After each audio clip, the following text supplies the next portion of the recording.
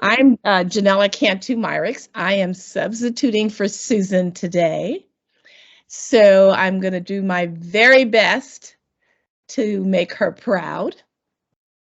And we are extremely lucky to have Lorraine Jacobs and Melissa Kaplan with us to talk about training. Lorraine has been with the Red Cross for 17 years as a disaster volunteer and an employee in volunteer and youth services and development. She's deployed many times, most often in person and recently virtually in training. In addition to training, she has deployed in casework, disaster assessment, sheltering, logistics, lodging, and has also driven an IRV. Ooh, those are scary. Those are scary. She's most happy in the training activity and helping staff feel comfortable with being while deployed. And we have Melissa Kaplan also. Melissa has volunteered since 2006, becoming a disaster instructor in 2009. And she became the lead disaster cycle services learning management system administrator in 2012. That's a mouthful. Working virtually from home since then. Ooh, that's a cushiony job. Melissa continued that through the DCS Edge lead role as part of the new Northern California Coastal Region's regional training and exercise team when it was formed in 2014. Melissa began using Teams in the summer of 2019, and in spring of 2020, when Red Cross went virtual almost overnight, Melissa was able to help others adapt to the new virtual training and collaboration environment. And Melissa, I have to say I enjoyed listening to you help resolve problems on our Edge calls every Tuesday at 10. So let's get started. It sounds like we have a very full agenda today, learning about and refreshing our memories on the training gap. So which one of you ladies are going to start again? Was it Melissa or Lorraine? No, I'm gonna start first. Sherry, can I take control from you, please? Yes, ma'am. I've stopped Thank you. presenting. All righty. Nice to see you. Nice to see you too. Monitoring the chat for you. Thank you. And Melissa's going to tell you, we're going to learn today how we can monitor our own chat if we actually can multitask like that. I'm going to turn off my camera. I just wanted you to see who I am in case we're on deployment together and you say, hey, Lorraine, because I like that kind of stuff. So this is me. And I'm going to start with my presentation, and it didn't start, did it? Nope. We're going to try that again. You're presenting. I mean, we can see your slide. You can. Yep, we can see your slide. Okay, it says it can't. I can't see it, Melissa. That's weird. You want me to run it for you? I'll try one more time. Okay. It did that same thing to me too, Lorraine, the first time I tried to share. Okay, here we go. Hello, everyone. I'm Lorraine, and as Janella mentioned, I've been a frequent disaster relief operation responder in the staff services training activity over the past 17 years. Responders who have a gap in the training activity typically have steady state roles as disaster instructors, teaching classes and workshops. I absolutely love my job. I've had the opportunity to meet lots of wonderful Red Cross staff and listen to amazing stories. Today, I am making the assumption most of you have attended a DRO orientation. This may not be true for all of you. So let's start at the beginning and clarify what I'm going to talk about today. Orientations are a way for responders to understand the more important details of being on a particular DRO. National Headquarters continues to stress the importance of staff going through an orientation. I'm sticking here. It is the last chance for us to prepare responders for a successful and satisfactory deployment. I would boil it down to two objectives. Number one, we want to give the responder the most up-to-date information about the community and the response, and we want to make sure that responders understand current Red Cross procedures on a DRO. Before I begin, here's some important terminology clarification. Staff on a DRO refers to both employees and volunteers combined. I will be using the word staff to refer to all responders, or I may just use the word responders. Additionally, I want to mention that it is common for some supervisors and responders to confuse job inductions with the orientation. The orientation is not a job induction. The DRO orientation is something all staff are expected to attend. A job induction is given by a responder's supervisor and covers all aspects of the specific job the responder will be doing. Today, I'm going to focus on how we develop orientations for responders coming into a response. First, I'll give you a little peek into the task workers in the training activity perform. Please, if you have any questions during my presentation, please type your question in the chat box. There will be time for questions at the end after Melissa's presentation on PowerPoint Live, which is going to be so exciting. So it is not all about orientations. If you think that training only does orientations on a DRO, I need to illuminate you. Training activity responders have responsibilities beyond orientations. We are always on alert for concerns and questions responders may voice. Staff in the training activity need to have excellent listening skills to be able to respond to the needs of DRO staff. Our responders' questions may drive the content of the orientation. For instance, if it is determined that mission cards are being used inappropriately, it will be a focus in the orientation. So initially, it's important we have conversations with our national headquarters training team and our workforce AD to determine if there's any particular focus for the DRO, because sometimes there is. For instance, there have been DROs where a new course has been released. Everyone is Welcome was one of those courses, and staff was encouraged to attend the complete course. So we would set up computers and make sure that people were seeing Everyone is Welcome. Sometimes skills have to be taught. Last time that Melissa and I were together on a DRO a couple years ago, we were teaching team skills and we were teaching documents like the IAP, because they just need to be explained to new responders or people that have never seen them before. Any activity on a DRO may need to hold trainings for their workers. Examples of this is when information and planning trains disaster event-based volunteers to do damage assessment, or recovery needs to provide workshops on new methods.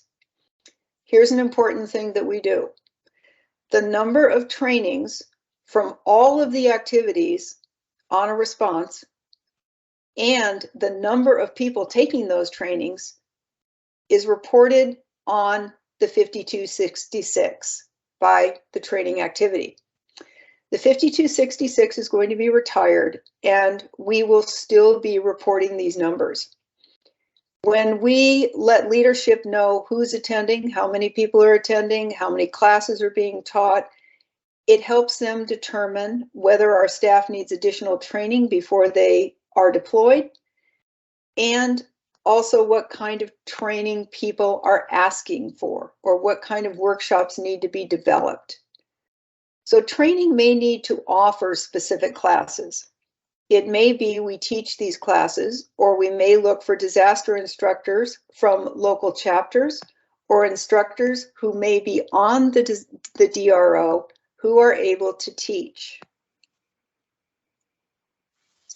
Some examples include classes like forklift or in-kind donations, because we're not typically, I'm not a specialist in in-kind donations. I can't teach the forklift class, but many times they are offered on DROs. We always offer performance evaluation training and help every single DRO. Now, let's really nail it down and talk about orientations. The very first job of the training activity on a DRO is to put together an orientation using a standardized template found on the Exchange. As I mentioned, the training team at National Headquarters and the AD workforce on the DRO provide input regarding the content of the orientation. In addition, it may be necessary to consult with disaster health services, disaster mental health, and or disability integration on the DRO if, for instance, there are health concerns such as COVID, or if there have been casualties as a result of the disaster. The information and planning activity helps us document weather and general safety concerns. At the same time the orientation is being populated, the method of delivery is being determined. So what do we consider when creating the orientation? We consider the input we get from National Headquarters and the AD workforce. We take into account how many virtual and in-person staff are working. We want to look at whether or not there's internet availability, not only where people are working, but also where they're sleeping at night. And we need to know what technology and equipment are available for in-person or hybrid presentations. Is logistics able to get us a classroom or space to present in person? And most importantly, does the combined training team, however many people you have, whether it's 1, 2, or 7, do they have the skills necessary to deliver the orientation by the chosen method? So on the next slide, we'll discuss the ways we do provide orientations. You'll see on this slide several of the ways that orientations are presented and made available to responders. Multiple methods are frequently combined.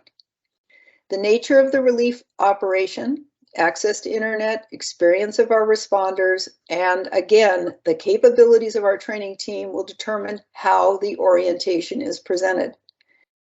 A training team may have staff who have only taught in-person classes. As of right now, requesting training staff with specific skill sets is difficult. So our method of delivery is quite dependent on the makeup of the team at this point. Creating YouTube videos and hybrid classes are fairly new in the last couple of years.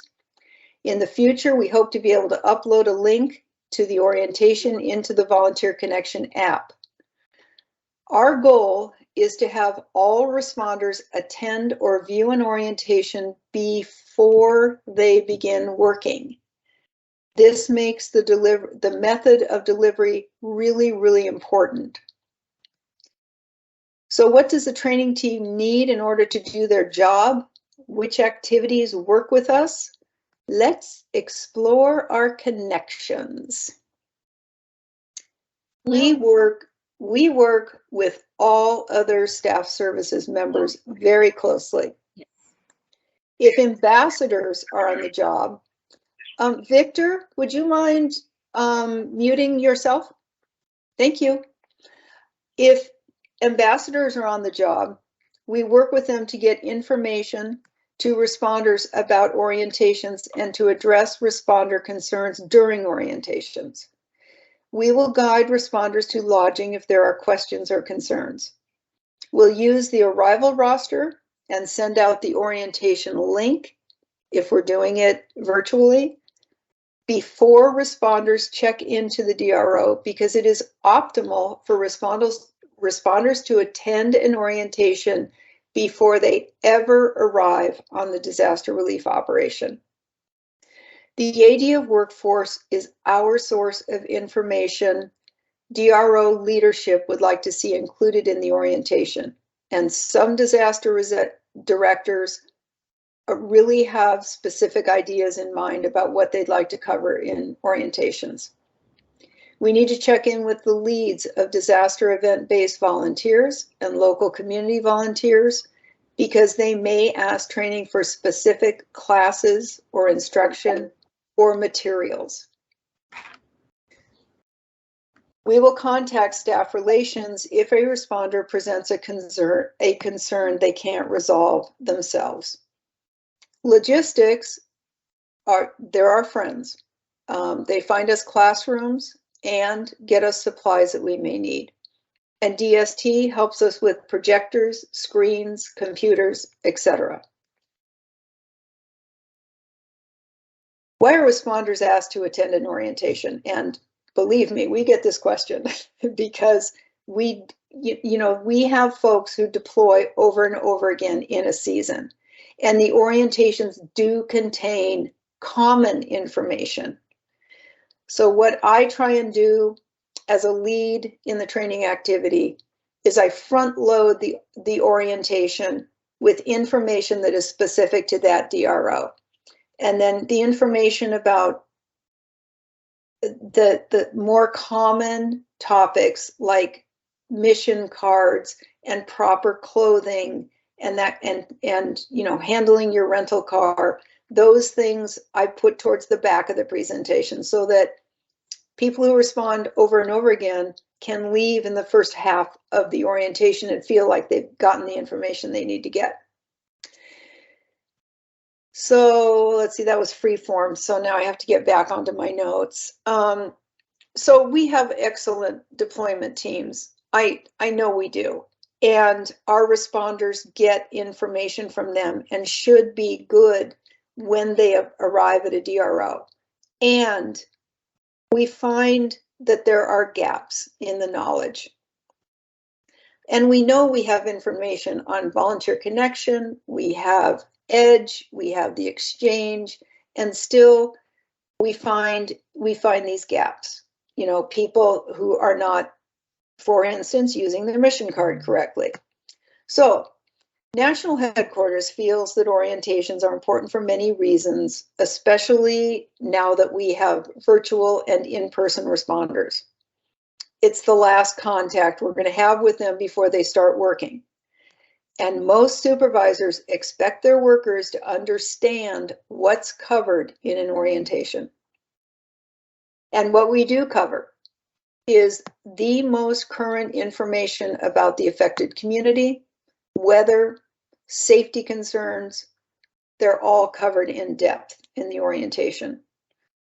And after each orientation, and I think this is the most important part, the presenter will answer questions that are asked by the responders. And I'm telling you, these questions can be all over the map. And if we can't find the answers to the questions immediately, we make sure to get responders the answers they need in order to start working.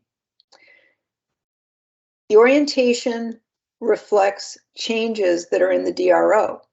So any condition on the DRO can change over time. It can expand. Think companion DRs during fires. Weather conditions change. Lodging type and availability may change and need to be explained to incoming staff. The training staff makes themselves available to help responders find refresher courses or to access new training or to promote to a new position. We are able to help with the gap promotion process and explain pathways. We change the orientation as needed during a DRO. At this time, I'd like to reintroduce my fellow disaster instructor and all-around tech guru, Melissa Kaplan. I had the pleasure of working with Melissa 2 summers ago on DR 534. We are proof, the two of us, that sending suggestions to lessons learned at redcross.org really does get a response. We saw several of our recommendations become incorporated into standard practice. Yes, we can improve and do things better. PowerPoint Live makes presentations easy. Thanks for taking time to learn a little bit more about what we do. Melissa?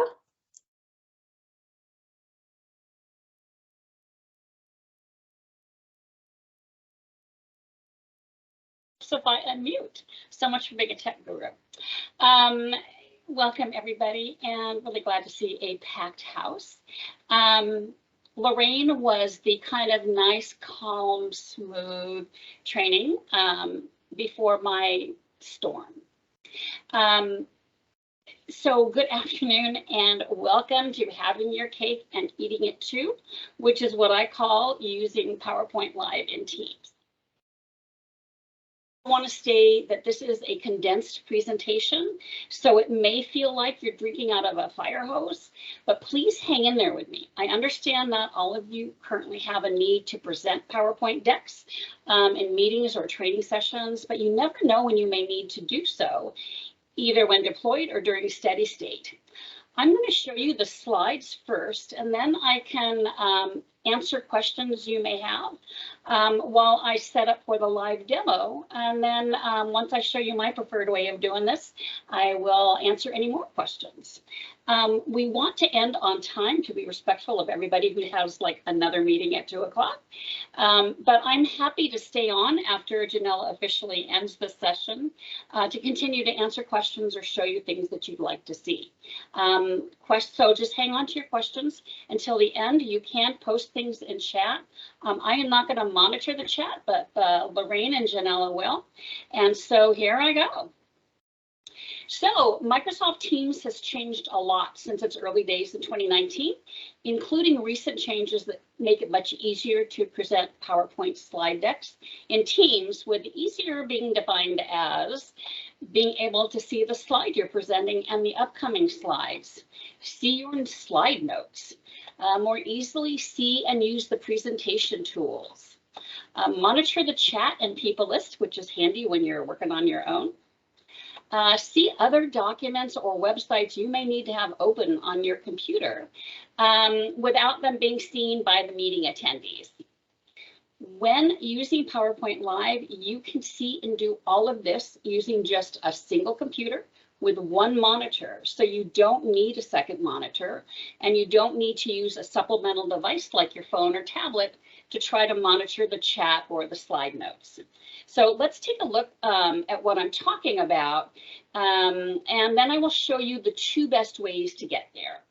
So this is my desktop, right? This is what I see when I'm doing any sort of training.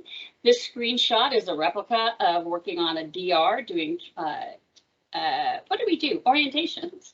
And so I'm going to grab my laser pointer. So here you can see the slides and the upcoming slides. You can see the tools to laser point highlight. Here's your navigation stuff. Here's your slide notes. Here's your chat and people. And look here, I've got chat showing right here. Over here is where I kept the Excel spreadsheet of the arrivals roster that I pulled every night before the next day's orientation. And over here, this kind of multicolored strip is my Windows taskbar, which is always there. And so whenever I need to open something else, I can do that. And I can go rummaging around my files. I can go, you know, on any website, and nobody's going to see it. All they're going to see is this slide. Okay, so that is one of the big differences between using share screen and PowerPoint Live. So here we go. For those who are not sure what the differences are between simply sharing your screen or using your running the slideshow from within PowerPoint, here are the differences. In the left-hand column, you will see what you get when you simply share your screen and launch a slideshow in PowerPoint or use the Present Live in the PowerPoint app. In the right column, you'll see,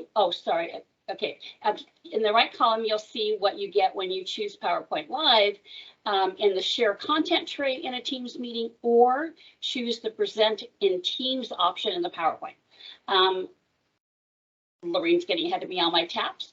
So the share screen in the first line there, your entire monitor is taken up by the slides, so you cannot see anything else. In PowerPoint Live, you can see everything, as we just saw in the last slide.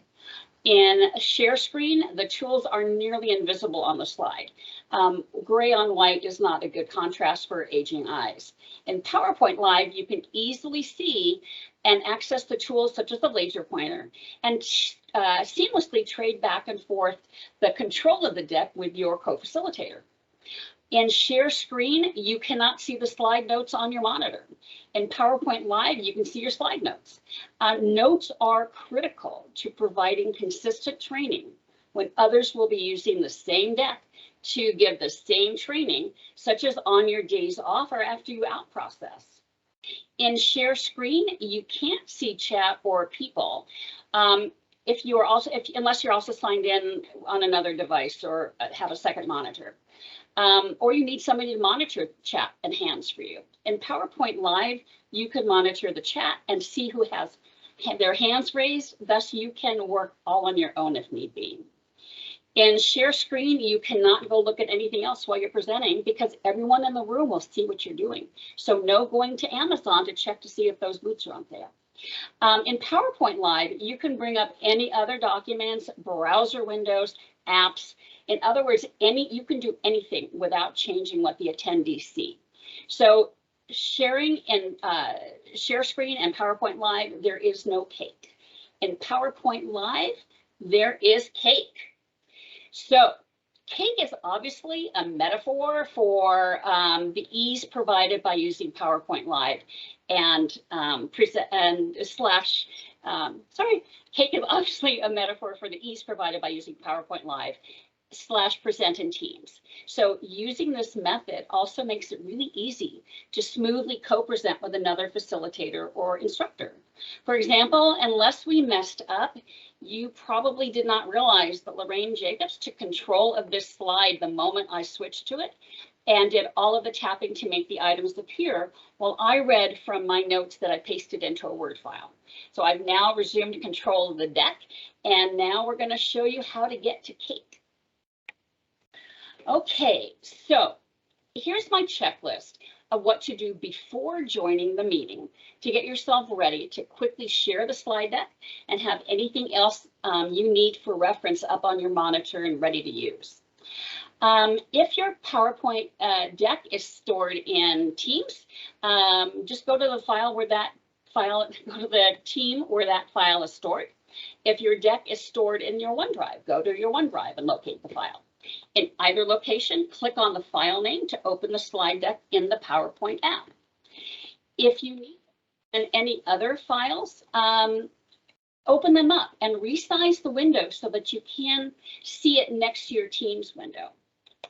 And so now you can go ahead and join the meeting through the Teams app installed on your computer. Don't do this through the web app if you need to be signed into the full app itself. So as I mentioned, there are two best ways to open a deck to launch it in PowerPoint Live. There's also a clunkier way, which surprisingly is inside the Teams app itself. And I will say that that is the way that Lorraine prefers to use it, and that's fine. Whatever works for you and is most comfortable for you to get to sharing your screen, presenting in PowerPoint Live.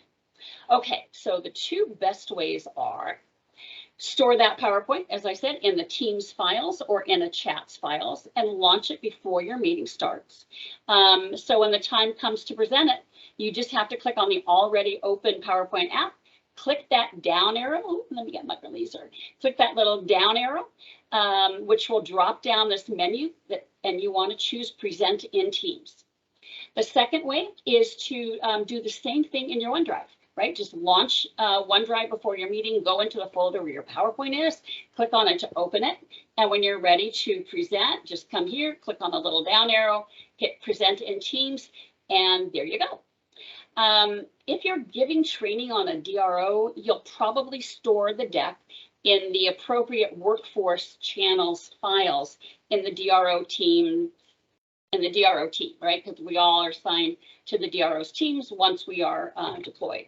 So if you are giving training during steady state, you'll most likely store the deck in your OneDrive. If you're collaborating with a group of people, you should upload it to the Teams files and work on it in there, so all facilitators of that training can access the most current deck. This is how we in NCCR handle our monthly regional new volunteer orientations. We have like 6 facilitators for that. And so they all know they're using the most current deck because we stash it in the files for that, you know, the team that they have. The third and to me desirable way, but hello, I need a cursor. Most desirable way, come on you, there we go, is to use the PowerPoint Live option from within the share content tray. Now, this is a perfectly acceptable way. This was the only way we had to do PowerPoint Live until a recent change was made to the Office 365 PowerPoint app. So either way is fine. This way I find just takes a little longer. You can, when you've been doing it for a while, a list of files that you've previously used will appear under this heading. But it took 5.5 months of my using this PowerPoint Live for Teams to show me any files. And they don't always show the most current version of the last file that I showed in there. So personally, I don't like this way anymore now that I have the other way. But please, this is another way you can do it. And if this is how it feels comfortable for you to do it, then by all means do it this way. As you can see, it lets you browse your OneDrive or browse your computer for you to go find that file. So there's many paths to the same destination. Choose the path that works best for you. And it's okay if it's the clunky path. So once you do hit that PowerPoint Live and present in Teams rather, then you will, oh, sorry, let me just back up here. So here's how you find files in Teams and in chats. So when you go into your Teams listing, which is only available in the full Teams, click on your Teams icon and then find the team where the PowerPoint is stored. Go to the channel where that team is, where that PowerPoint is located.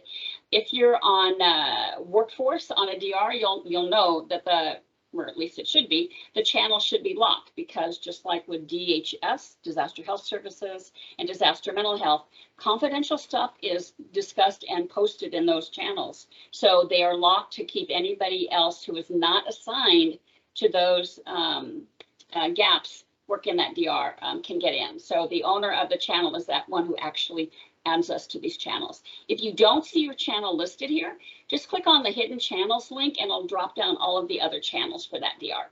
And so once you click on the channel you need to go to, the default location is always posts, which is all the chat that goes on in that channel. So just click on files and it will open up all of the files and file folders that are stored in there. Find the folder you need, click on it, and then find the most current deck and launch it to open it up in PowerPoint Live. And then you'll get to where we saw on the last screen. You'll find that, down arrow that you can then click on Present in Teams. If you're in a chat, we can also upload files in chats. So whether you're in an individual chat like I am with Lorraine here, or in a group chat, as soon as that chat is initiated, and I'm using the word chat with a capital C, it creates the chat, which is the equivalent to posts in a team. So this is where all of your discussions take place. And it also automatically creates a files area. So you could upload files there. And it works exactly the same way. You're going to have a list of files and folders. So you go to the file or the folder you have to drill down into to find the file that you want to launch. Click on it. It opens it up in PowerPoint. And then you just stage it to go ahead and launch it in PowerPoint Live. And if you are storing it in your OneDrive, here's how you get to OneDrive. Some of you may not be that familiar with it. When you're in your Red Cross email account, You will see in the upper left corner, next to the word Outlook, I didn't show that here, this grid of 9 dots. This is technically the app launcher. Most of us just call it the waffle. So you click on the waffle and it will open up a panel that's a little bigger than this that will list all of the apps that we have available to us as Red Cross volunteers and in Office 365 for paid staff as well. And one of those options is OneDrive. And this is our personal Red Cross filing cabinet. So we can file all the stuff in there instead of storing it on our computer.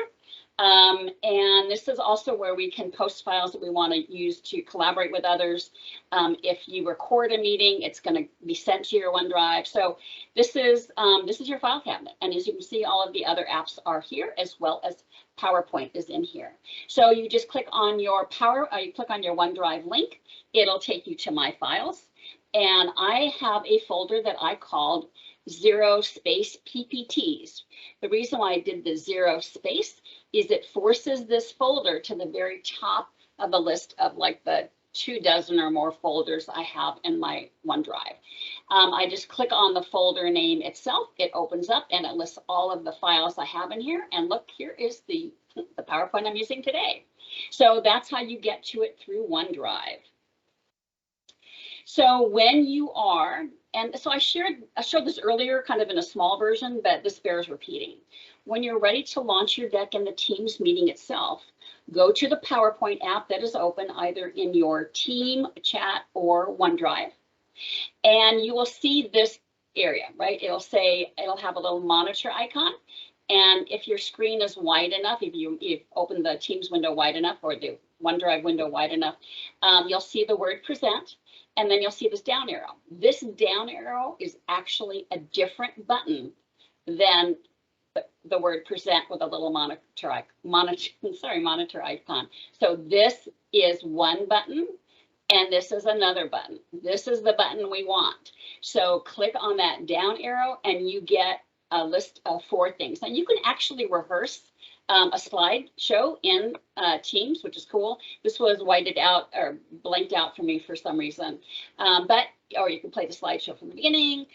You can present in live, which I've crossed this out because when you use present live, that is the old-fashioned sharing your screen, and the slide will take up your whole slide, your whole monitor, and you can't see notes or anything. So don't use present live.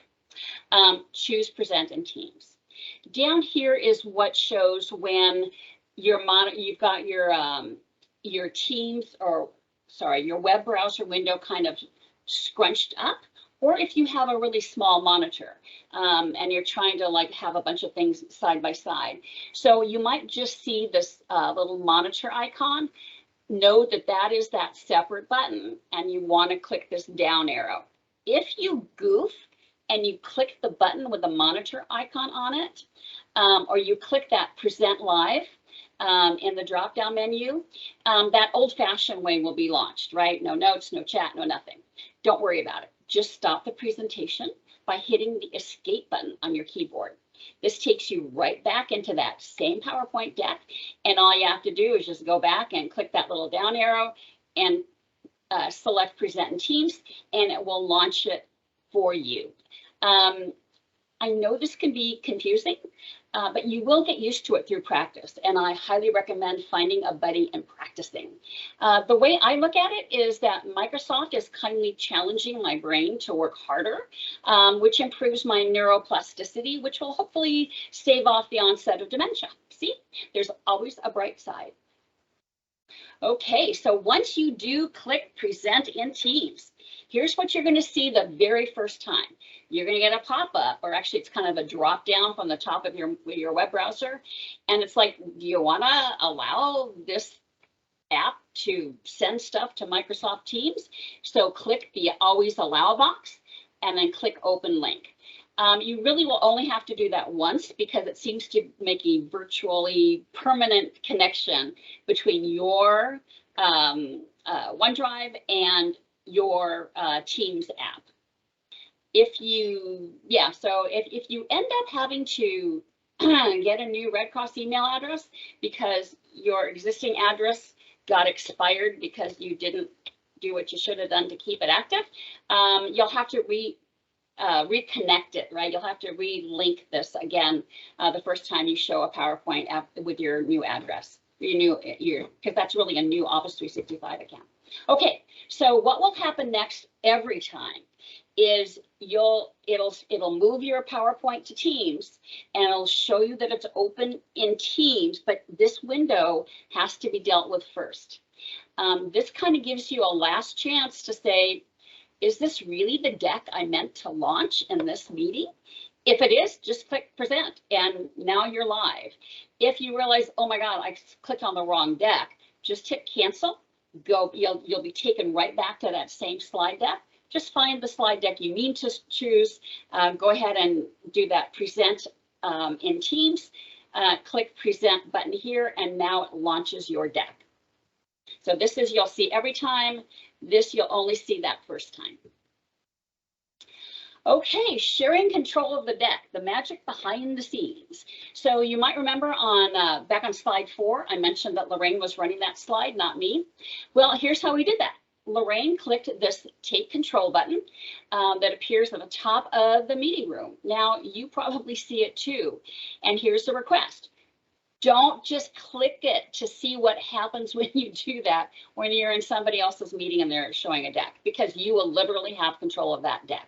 So be nice and don't do that. So as soon as she clicked the control button, she had control. I saw this blue bar that says someone else is now in control of the presentation, which is a little bothersome because I don't know who controlled it, right?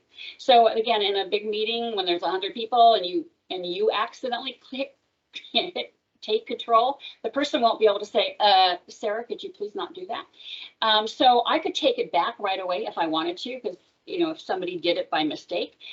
In this case, I would just hit dismiss, just so I don't see it the whole time she's running the deck. So if you're co-teaching anything or co-facilitating meeting, this is a seamless way to pass the deck back and forth. Do you remember in the early days of taking virtual instructor-led classes, and there would be that clunky period where one instructor would stop presenting and then the other instructor would have to start presenting and share the deck? So none of that anymore. You guys are using the same deck and it's just back and forth. When it was time for me to take control back at the beginning of slide 5, all I did was hit take control and I got the slide back. So easy peasy. The one thing to never do when you have taken control of a deck to work on it is don't hit the stop presenting button. This literally stops the presentation. So the take control button is what we use to go back and forth between facilitators or presenters. When I am done presenting, just like Lorraine did when she was done presenting, when she was all through with her presentation, then we hit the stop presenting. If you hit it thinking you're going to switch control back or take control back, you and your co-presenters will be dumped back into the meeting room staring at all the attendees. So this is just done at the very end. Okay, so I'm going to show you in real time in the demo kind of how I had my desktop set up for this meeting, so you can see it kind of live rather than that smaller screenshot. So I just want to let you know that other training that I offer to individuals or small groups is how to use your Red Cross email, calendar, and OneDrive, how to use Teams, and this is not just Teams meetings. I do a Teams meeting thing, and I also do the other part of Teams, which is really, to me, like the most important part of Teams, and how to use your web browser effectively. A lot of people don't really know how to make bookmarks and bookmark folders and that kind of thing. So I do training on that. For those of you in the Northern California coastal region, I'm going to be figuring out my monthly workshop dates in the next day or so, and I will be posting them in the NCCR disaster regional training calendar. So if you are interested in any of these, or just contact me. This chat with me link, I'd be happy to share the code with you. I use it in my email signature.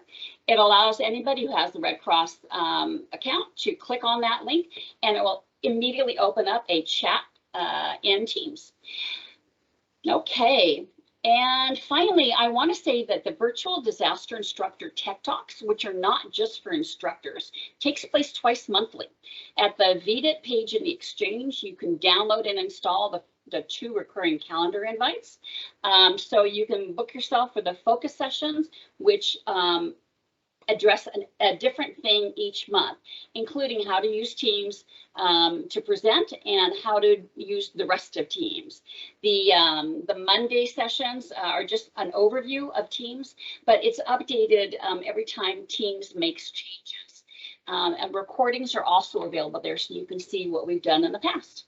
Microsoft also has some good training on how to use Teams, and there is a help section within Teams itself. Finally, just get in there and play.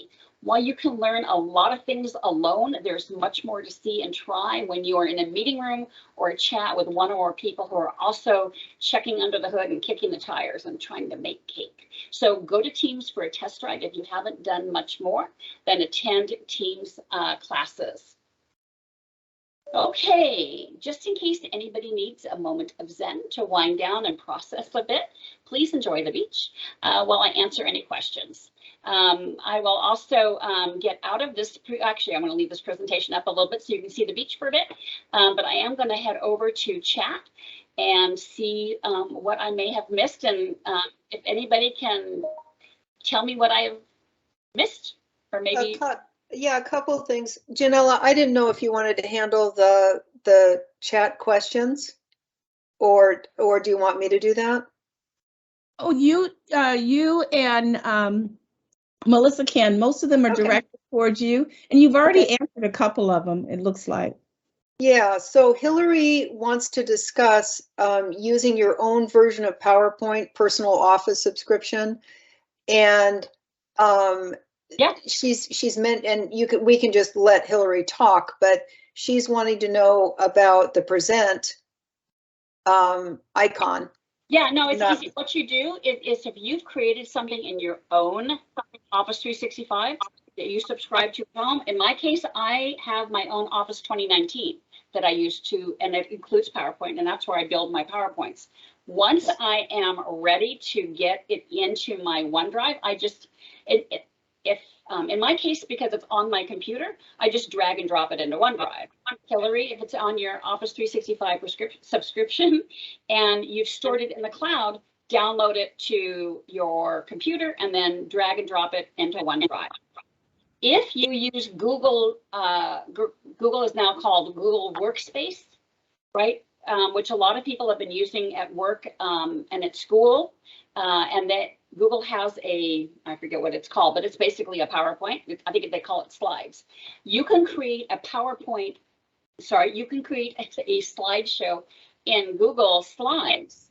And when you do download, click the download link, and one of the options will be to download it as a Microsoft PowerPoint.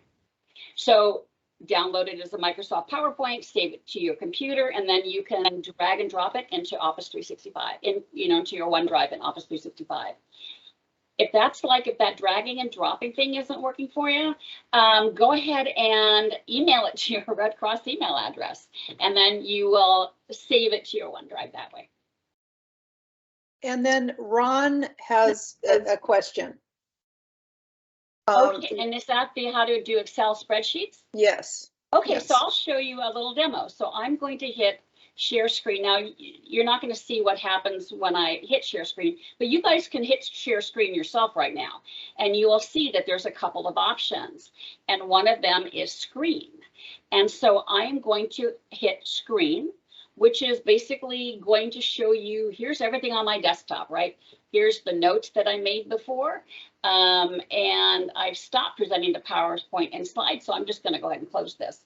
But if I wanted to share a spreadsheet, I would just, so where's the spreadsheet? So if the spreadsheet, let me close this. This is my personal Excel. So if my spreadsheet was in here, all I would, or in my OneDrive anywhere, I would just go to where it is and click on it. And now you're seeing it, right? You're seeing it there you're seeing this, correct? Yep. Yep.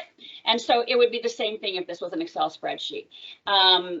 I know I have Excel spreadsheets stored in my OneDrive. I just don't remember exactly where they are. Let me get out of here into files. So PPTX, yeah. Oh, I have no idea what this. Oh, this is just probably a blank book. So this is just a completed training. Here's how I got my completed training because I pulled it out of Edge at one point. So here's how you can share a spreadsheet. Nobody can collaborate on it. Can collaborate with it or in it while you're sharing your screen with it. So if you want to collaborate with somebody on a spreadsheet, you need to give them permission to go into the file you have in your OneDrive, or I'm going to actually open my camera because I talk with my hands. So either send them the link to the file in your OneDrive, which gives them permission to go in and edit it, or view it only. It depends on what permission you give them, or upload it or to a Teams files, a team that you both belong to, and then both of you can go into that file at any time and update it. That's how we did a lot of the planning for our institute. That's how we updated the training numbers tracking for the DRs. It's all, it's all collaborative. And that's the whole collaborative aspect of Microsoft Teams. It's not in the meeting.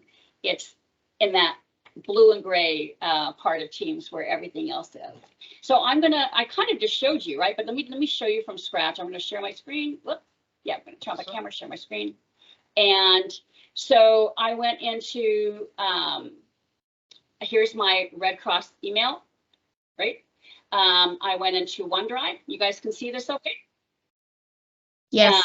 Clicked on here's the waffle. I clicked on OneDrive.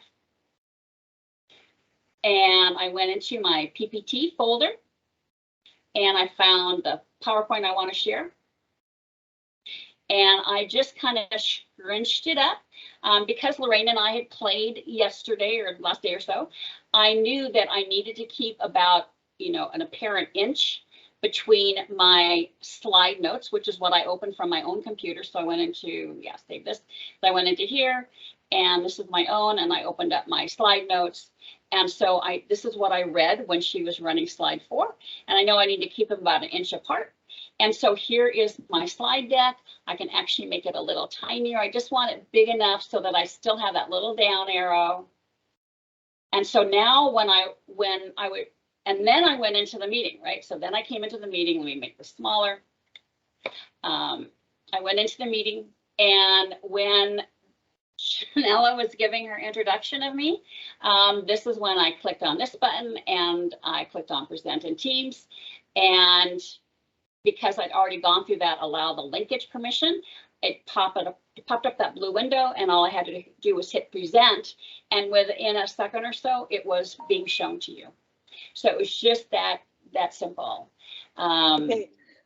A couple questions, Melissa, so I want to get to them. Okay. Oh, yep. All right. Sure. Ron says he can display screens, but I can't see the chat and participants at the same time. So when you were talking about that Excel spreadsheet? Yes, yes. Okay. So, I mean, it shouldn't make any difference. So I'm going to, again, so if you chose present live, then no, you're not going to, because that's doing that full screen slideshow thing. So here, let me just bring up that spreadsheet again. Hang on a second. Let me go share. Okay, so here I am in my, here I am in my, going to close the PowerPoint, and I'm going to go back to my files. So, so an Excel spreadsheet, no, it shouldn't show you the whole thing. And this is something I can't, so if I'm showing it to you, okay, so I think maybe what the problem is that depends on how you size your windows, right? So your spreadsheet's going to be in either your web browser, right? Because you're in your web-based OneDrive, or it's going to be on your computer if you have, sorry to move you guys around and make you seasick, or it's going to be from a file on your computer. So here I'm going to open up my Biomed tracker. And so again, you just have to kind of separate it away. So here I have the meeting, and I'm going to have to kind of scrunch it up. And this is just a little, there's only so much you can see.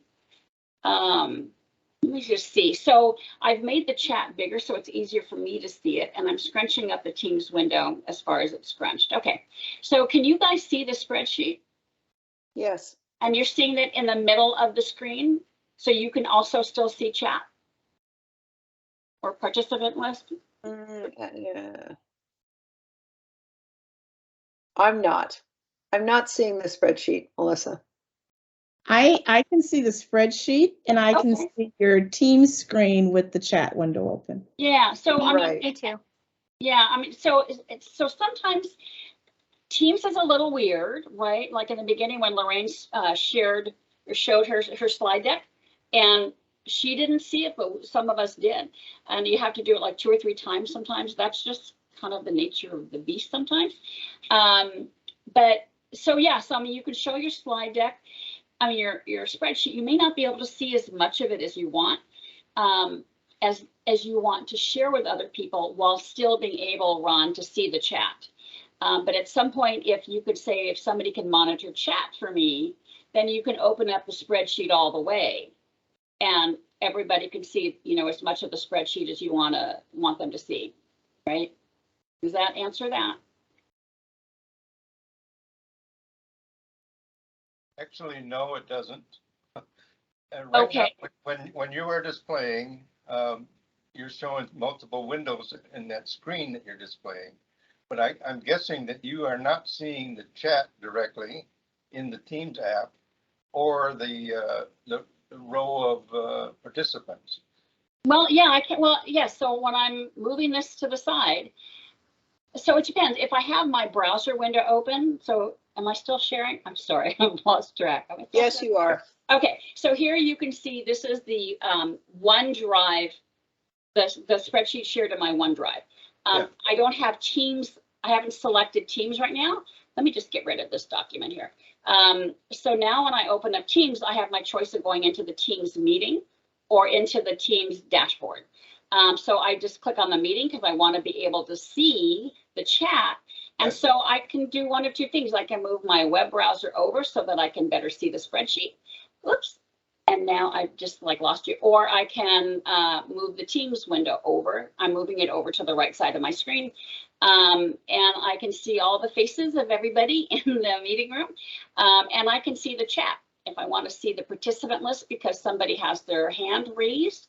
So can you guys see up here underneath where it says Staff Services Competence Builders? You'll notice that chat and participant panel is missing. And that is because the more you squish your horizontal view, it doesn't have room to show everything. And I'm kind of zoomed in, so icons are pretty big. Yes, that is correct, Irene. So I need to kind of stretch this open, and now we see people, now we see chat. Now I have these icons sized so they're pretty big because I've enlarged my chat. If I put my cursor in the chat and I minimize, that would be Control minus, right? Control minus, is that Control minus there? Yeah, Control minus, that makes the chat smaller and the icon smaller. So I can do more squishing, right? And still see the icons. And now I can see this. So there's going to be a trade-off between how much you're going to be able, how much of a spreadsheet or a Word document you're going to be able to share with the participants. So it just means you might have to just move around and, you know, scroll up and down to show them the stuff that you want to show. So But- Ron Okay, confirms. Okay. Ron confirms that he's got it. Yeah, and Jamshid has his hand up. Okay. Hi, Jamshid. What did I do wrong? Hi, nothing at all. I'm enjoying your session very much. I was just going to suggest is if you can show exactly what you're seeing while you're doing your presentation, that shows your presentation plus the chat plus your Oh, sure. Right, Excel. That way they'll get an idea of what exactly you're talking about. yeah, so I'm going to keep sharing right here. So I showed you my setup, right? So I went into my PPT folder and I opened up my deck in PowerPoint and I squished it over here to the side. And I opened up that Word document and then that is where it is, where I can see the whole thing. Actually, I might move it over just a little bit more. There we go. So then I joined the Teams meeting, and I positioned the window over here. So over here, can you see just a little smidge of my web browser that has the PowerPoint in it? You can tell by that wonderful brown color. Yes. Honey, thank you. So that's what I did. I just left it just enough room that I could click in here when it was time to go access my PowerPoint. I had this open over here. It was okay that it was overlaid by the Teams meeting room, because I was going to make this Teams meeting room a little smaller. And so this is how I viewed Lorraine's presentation, right? So you can see the Teams window here, you can see my Word document, and you can see my web browser hiding behind Teams there, right? As Janella was finishing up my presentation, I went into my browser. I clicked this down arrow and hit Present in Teams. Once I did that, it opened up the slideshow in this area right here. And it kept the chat right here. So in here, I saw the slideshow and the notes. So the only way Why don't you go ahead and do that? Yeah, do it. Then I'll grab a screenshot of it and post it in the chat, okay? So because as soon as I launch the slideshow, I am going to lose the ability. Oh, what? Wait a minute. Sorry. That was my what the heck happened voice. So I'm going to hit Present in Teams, present. For some reason, it launches the Teams dashboard huge. So I'm going to go ahead and minimize that so I can see my notes again. So would you like to resume from slide 15? Oh, sure, why not? We all need some Zen. So I'm going to take a screenshot now of everything on my screen. And oh, there we go. And I'm going to stick it in. I'm not sure how well it's going to go into the chat. There we go. So now there it is in chat, everything that I'm seeing right now. So if you click on that image, in fact, I'll click that image. I'm going to stop presenting. Yes, stop presenting. And I'm going to click on that image because I'm still showing a screen, so you should be able to see it. So, but I have no laser pointer. So here, whoa. Okay, that was cool. So here you can, over on the left, you can see the little smidge of my web browser, that kind of green and brick area next to Jamshed. You see my slide. Underneath the slide, you see the navigation. You're not sharing. I'm not sharing? No, but you will be. Okay, yes, I will be. That is like, oh, right, because I stopped presenting. Sorry, thank you very much for catching that. I would have just gone on for hours. Okay, so let me go back in here. And so here's where I was. There we go. Okay, now can you see the screenshot? Yes. Okay, good. So over on the far left, next to Jamshed, is that green and brick area, which is my web browser and the PowerPoint that's already loaded. You can see way down at the bottom, there's the little footer area of the PowerPoint. In the left, because I dragged this over to the left, you can see the Teams meeting area. So there are all of the tools at the top. You see the chat down on the right side. You see my slide notes. You can resize the notes. I make them almost as small as they will go. So I get more notes on the page. Here are the tools, the navigation beacon, to go backwards and forwards. And here's the upcoming slides, or in this case, it's the last slide. So there's the previous slides. And here we see the chat. If someone had their hand up at this time, we would see the little hand icon over the people, and I would be able to click on people and it would open up here where chat is, just like it does when you're in a regular meeting, right? And so I can toggle back and forth between people and chat as needed. And then we see the little space, which behind it you see some more water and a mountain in the distance over there on the right of the black Teams window. So that's my computer desktop. And then to the right of that are the notes that I read when Lorraine was running slide 4. So you know, you could, when I was doing the IAP and me presentation, Lorraine and I were doing that, I had the Teams open with our, in that case, we were sharing doing another Excel PowerPoint rather of for the IAP stuff. I had a spreadsheet open that had all the people who had registered for the class. And then I had a Word document open that was all of the websites and utilities that we referred people to. We also sent it to them as a PDF, but I had it open so I could refer to it because it was like slide by slide. So I'm lucky I have a 32-inch monitor, so I can put a lot of stuff on here. If you have a 15-inch monitor, you may need to use a tablet or something, depending on how many documents you want to have up to refer to during the course of your presentation. But this is what it looks like to me and how I got there whenever I'm doing any sort of presenting or teaching. That help? Thank you, Melissa. And thank you, Lorraine. We have hit our time and gone past a few minutes. So those of you who have to go ahead and jump off and maybe take care of some other items, personal business or other Red Cross meetings, you can. And those of you who have further questions. Thanks, Emily. I think Lorraine and Melissa, how long can you hang around for additional questions? Hours. Hours for our Red Cross, yes. Yeah, absolutely. Yeah, so if anybody wants to stick around and ask so questions. Popular. That is why you're so popular. I have one question. Melissa, were you using a Apple or an HP? I'm on a Windows computer. Windows, I'm sorry, I said HP, okay. I have it. Windows, okay. And this is my own computer. I'm not using a Red Cross computer. And I am on a Mac. And you're on a Mac, okay. Yes. Yeah. And we can do, we can do the same things on a Mac. How the terminology in Mac and how Mac does some things is different. But we've become kind of cross-literate. We can speak rudimentarily each other's language. So I can tell somebody who's using a Mac how to program their touchpad to right-click and how to make sure they can share their screen and do that kind of stuff.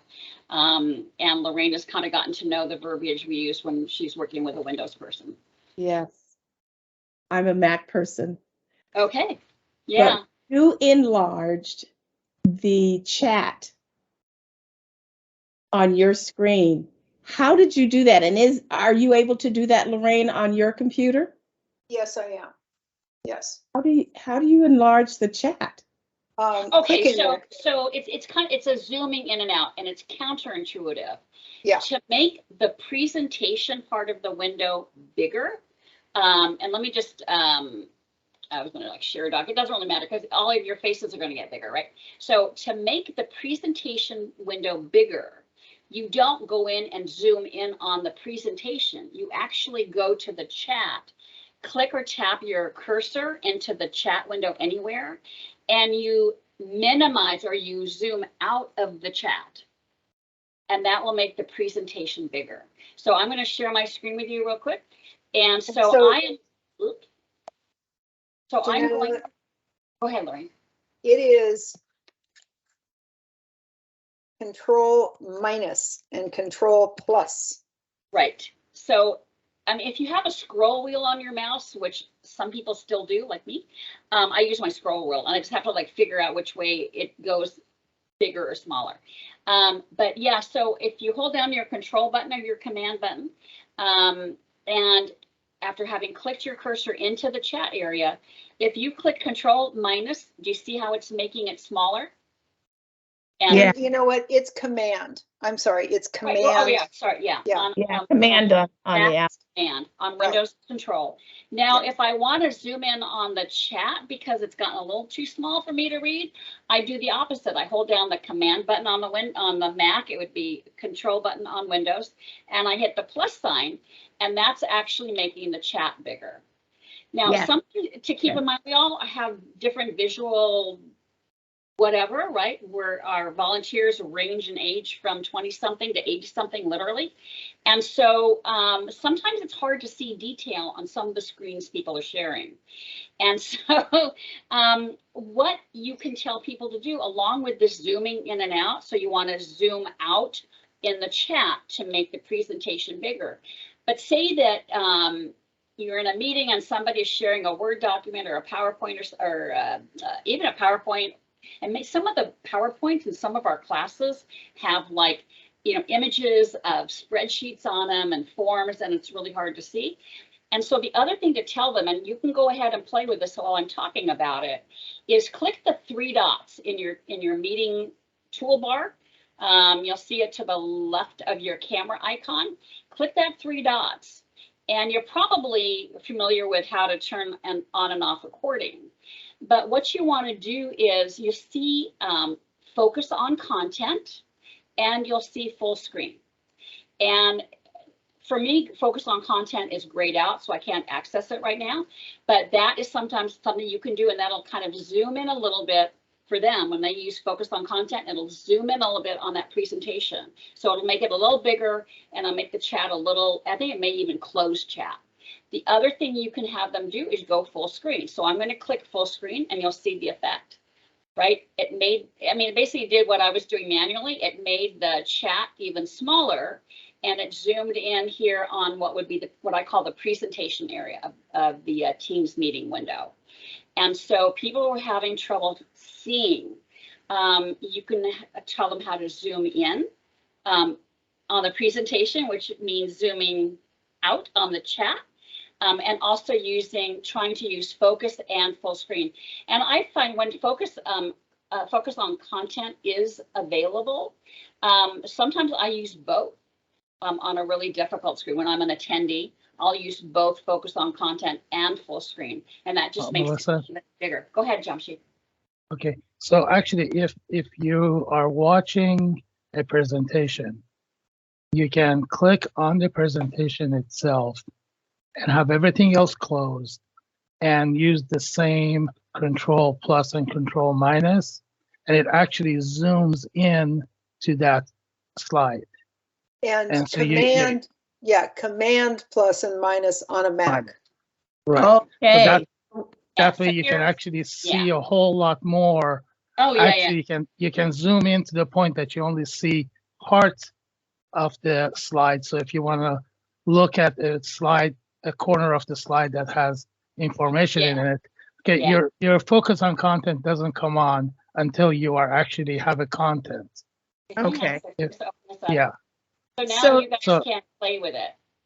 So if we have people who are watching a presentation, excuse me, and they ask, can you enlarge it? They can literally go in on their own screen and enlarge it themselves by doing command plus or minus. Here, I'm going to go back a couple of slides, and so you command plus or minus on a Mac, control plus or minus on a Windows machine. Got it. Okay, because that's a question that we're asked a lot when we're presenting. So if you want to play with it on this slide, so you can kind of like get bigger focus on it.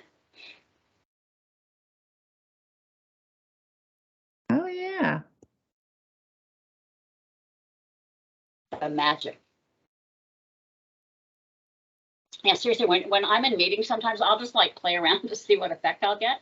Not that I'm bored with what is being delivered, but it's just like an opportunity to try to see how different things work. And Teams will make changes. Microsoft will put down and lay down changes sometimes, and it's not like announced anywhere. And so just by playing around, it's like, oh, now look at that. But one more thing.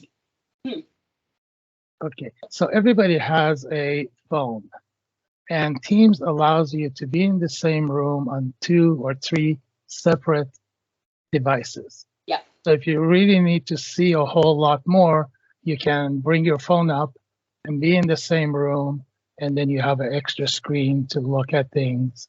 Yeah. Especially if you want to read the chat and stuff like that. And it works really good, and it only shows you in the room as one person.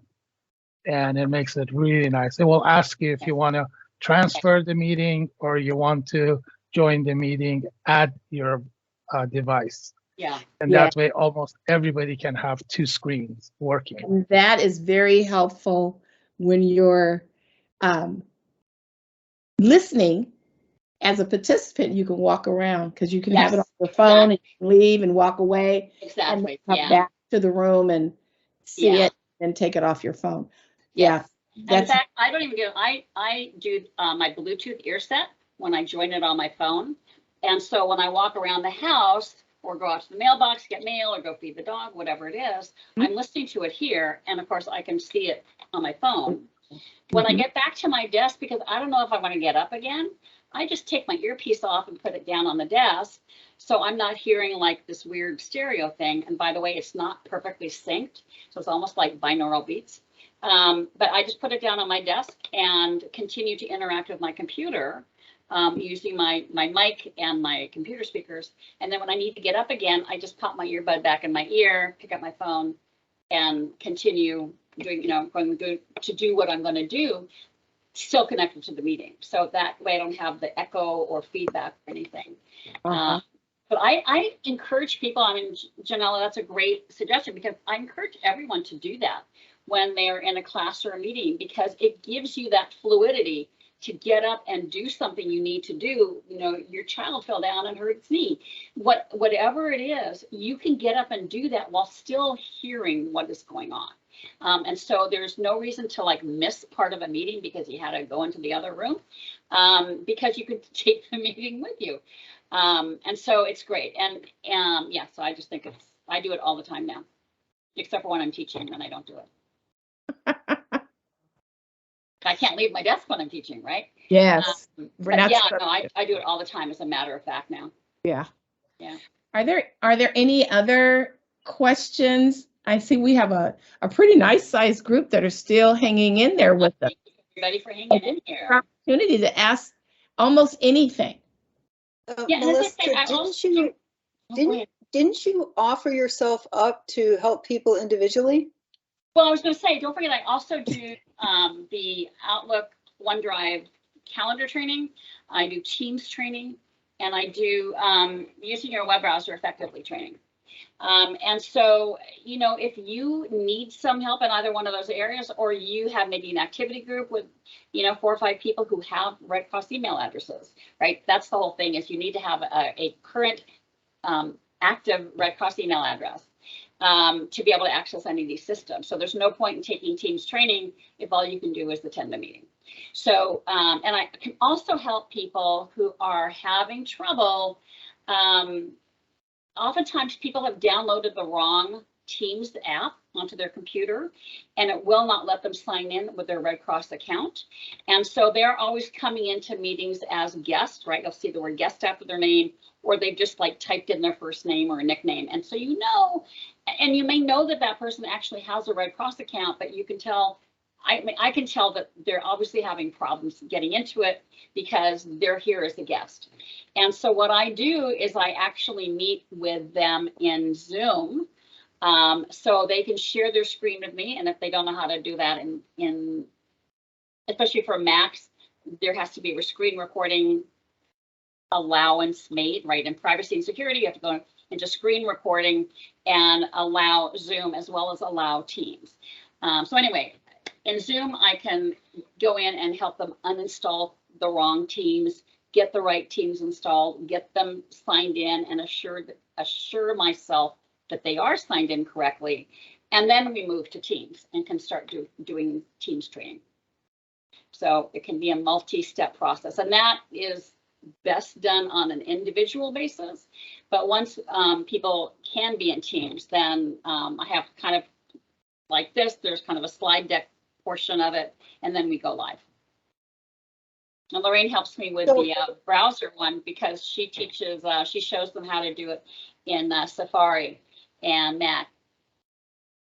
So I just want to, now Melissa's not going to take this personally because we work together all the time and she does talk very quickly.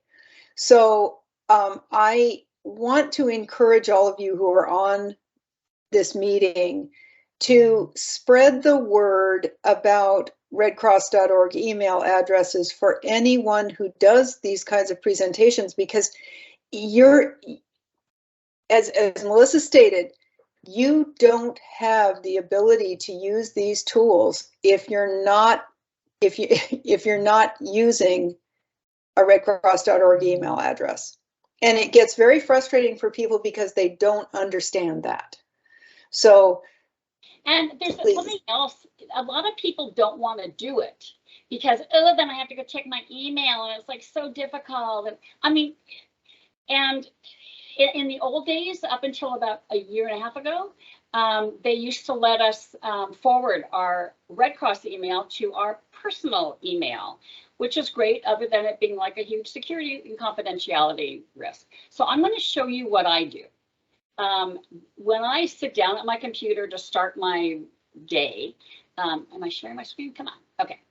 The first thing I do is I open up my Messages app. Now, I have an Android phone. I use Google Messages for my texting app.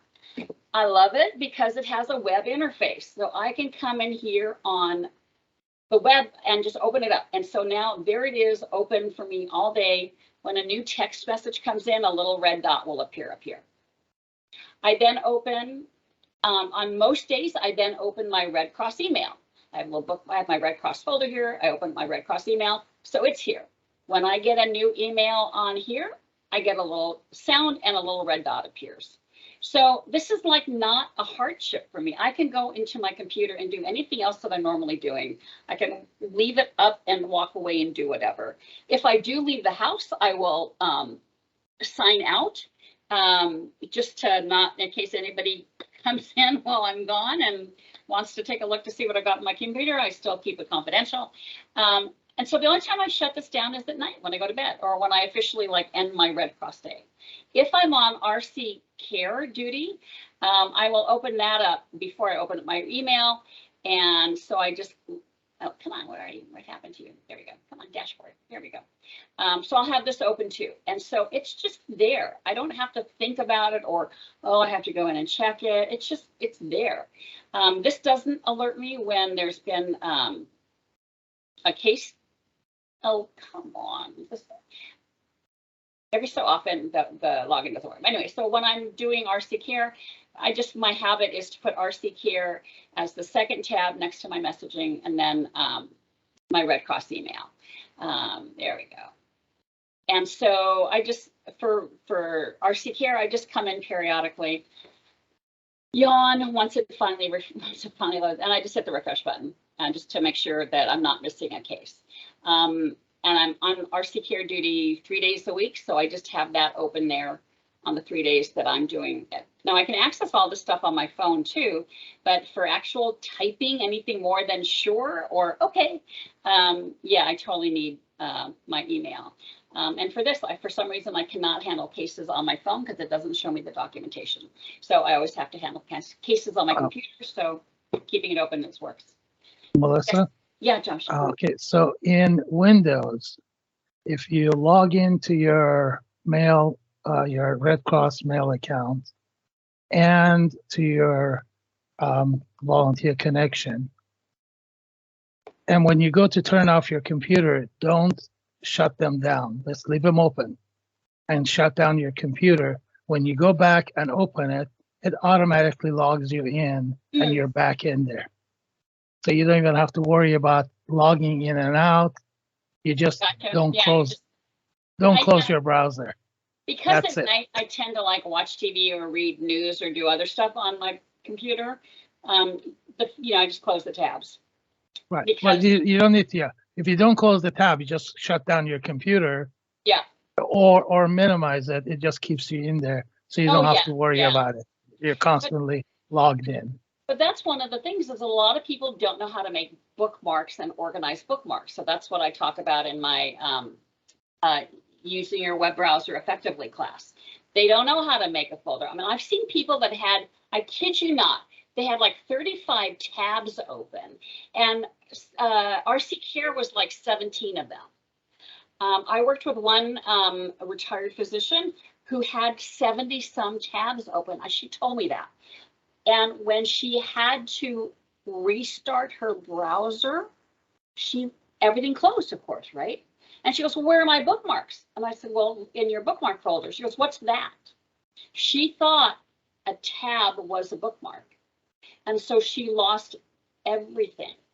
When I say lost everything, she didn't know how to get back to her financial services account. She didn't know how to get back to, all these other things that she had open. She didn't know that those weren't bookmarks. They were just tabs.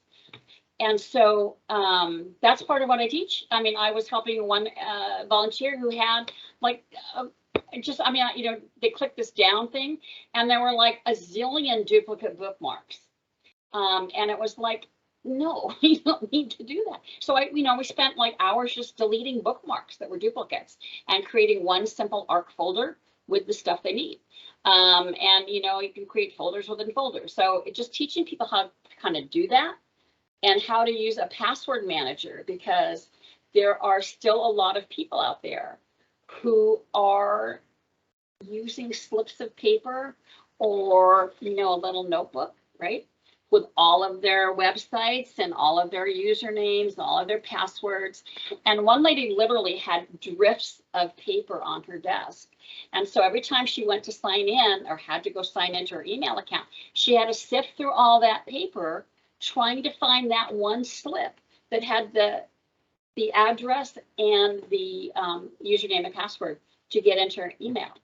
And I finally said, are you going to be taking all that paper with you when you deploy? And she's like, yes. No.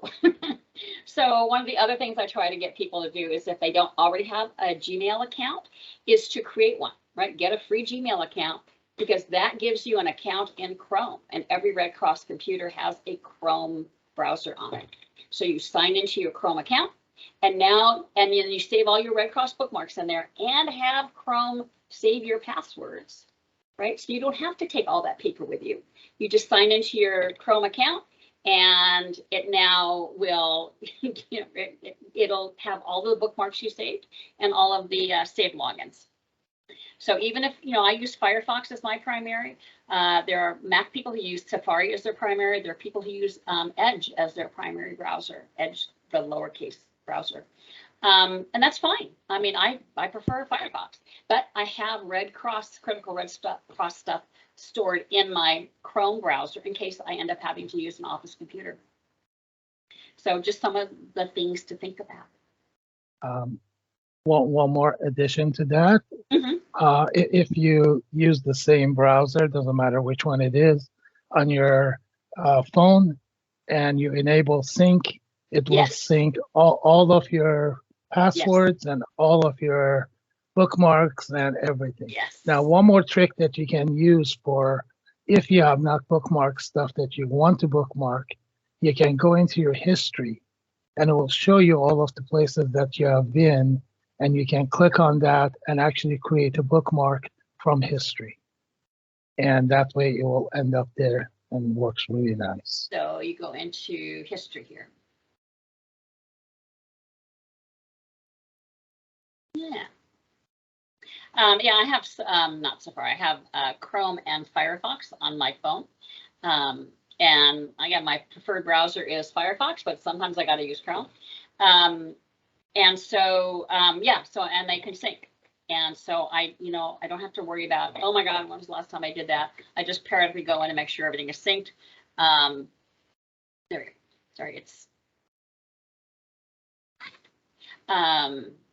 yeah, so there's all these little kind of tricks and tools that will make using one's Red Cross email account and accessing 365 a little less onerous to volunteers who are really resistant to that. And kind of the bottom line is, if you want to deploy, and a lot of our people want to deploy, which is fine. I mean, we love it, right? We need it. But if the sticking point for them is, well, it's too hard to use a Red Cross email account, and I keeps getting terminated because I don't know what I'm supposed to do to keep it. Then it's like, if you can't keep your Red Cross account, then you will not be able to deploy virtually, for sure. But in a lot of positions, you're not going to be able to deploy in person either. So it's a choice, right? We have one really wonderful disaster spiritual care who uses a work laptop. Her work is fine. She works for a church. Her work is fine with her using the laptop for Red Cross work. They think it's admirable and they fully support it. But she cannot install, because of their firewalls, she cannot install Teams. She cannot install Teams on it, period. So she can't get into Teams at all. So she can do RC Care. And so bottom line is she, you know, if she can't get into Teams, she either has to buy a computer of her own, right, that will allow her to get into Teams and do her own Red Cross stuff on her own computer. Or she's not going to be able to deploy because she can't, you know, she can't deploy as spiritual care. She can't, that's basically it, right? She can't deploy as spiritual care. She can still do DAT. She can still do DAT support. She can still do RC Care. She can still do stuff that doesn't require